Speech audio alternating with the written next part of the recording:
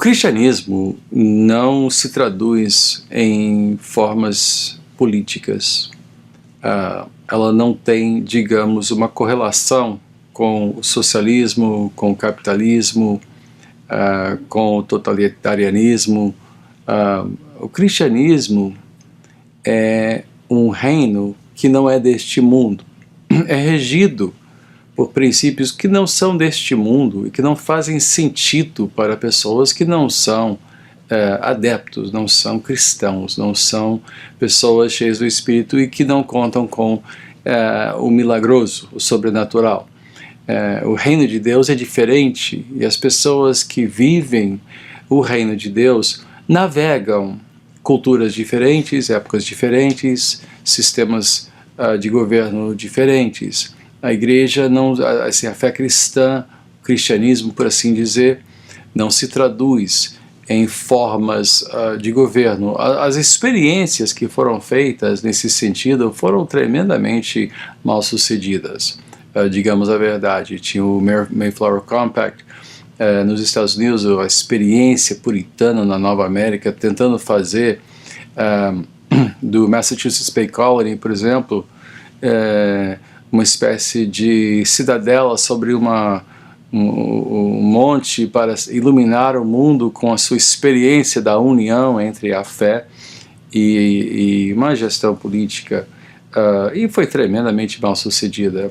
A África do Sul, nós vemos o sistema apartheid, foi invenção da igreja, não funciona. Essa união, há muitos que dizem não, porque Constantino, porque a cristandade realmente é o quê?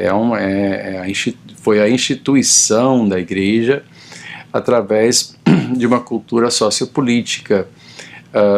E nós vemos que a cristandade oferece muitas vantagens, digamos, a todos, mas não garante em absoluto que os cidadãos sejam cristãos ou que hajam como cristãos. Oferece uma certa paz cívica, mas não garante contra os abusos dos opressores e o sofrimento dos oprimidos. Sempre houve opressores e oprimidos em todos os sistemas políticos, sempre houve injustiças em todos os sistemas políticos, porque todos os sistemas políticos necessariamente compreendem a regência ou os que executam a regência, os que são objetos dessa regência, envolvem pessoas não redimidas e, portanto, cheias de pecados, agindo por motivos egoístas.